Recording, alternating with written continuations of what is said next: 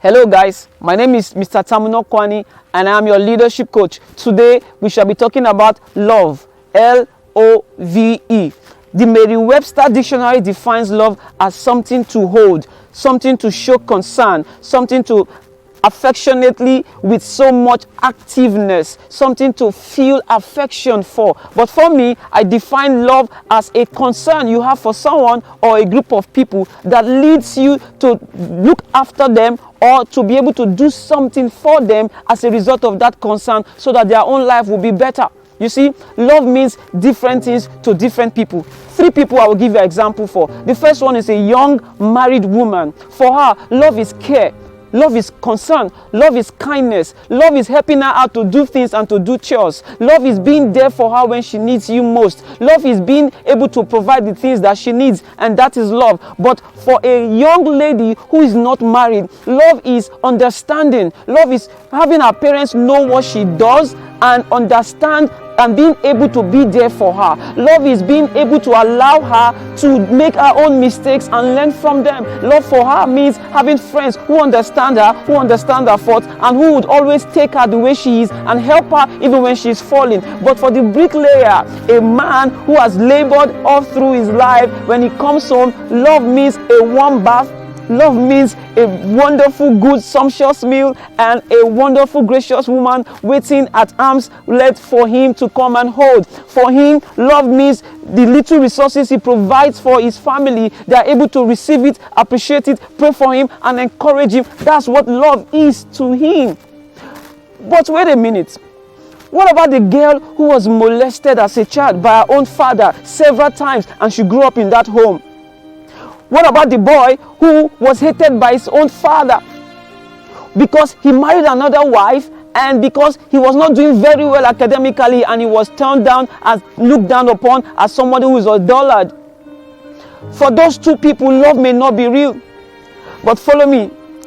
In Africa, love is defined by a mother hen who spreads her wings and protects her chicks, and she makes sounds like cook, cook, cook, cook, cook, cook, just to protect her chicks from every hawk that passes, from every human that comes near. She protects that child. The action of being able to protect that child, for her, that is love. Let me tell you a story. There's this man, he went out to look for a child and he found an orphan. He lay hold on the orphan and took the orphan and brought the orphan to his home. He cleaned up the orphan, gave the orphan his name, gave the orphan a place for accommodation, that is his house, made the orphan his son, provided food, provided money so that the child will go to school, provided every basic need for that child, and told the child whatever he wants, he should always come to him.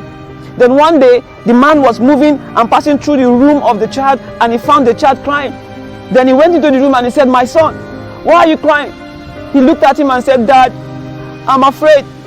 I don't feel loved. What will happen to me tomorrow?"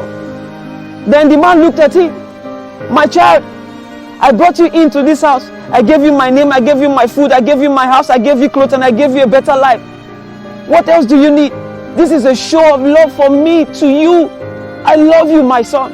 He looked up and said, "My son, you have no worries. Everything I have is yours." You see, in that story, the essence and the purpose of love is to give. That's why the Bible says in John chapter 3 verse 16, "For God so loved the world that he gave." Hey, I have mentioned something about God. The Bible says God is love. This is where I'm coming to, my friends. Love personified. God is love.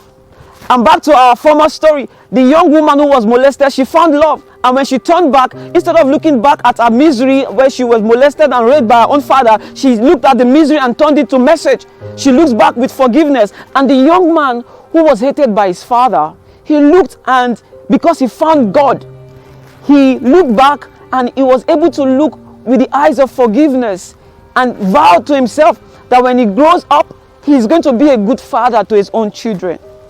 You see, my friends, love is actually God.